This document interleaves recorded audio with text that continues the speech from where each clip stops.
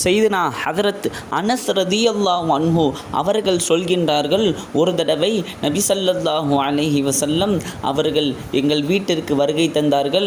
அப்பொழுது ஒரு குவளை எடுத்து தண்ணீர் அருந்தினார்கள். வாய் வைத்து அந்த குவளையில் தண்ணீர் அருந்தினார்கள்.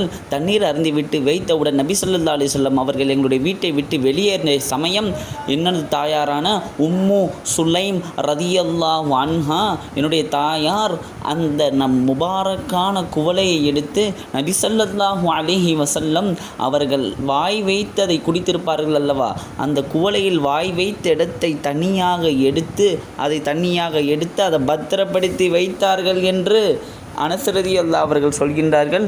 இந்த முஸ்னத் அஹ்மதிலே திருமீதியிலே பதிவு செய்யப்பட்ட ஹதீஸ்.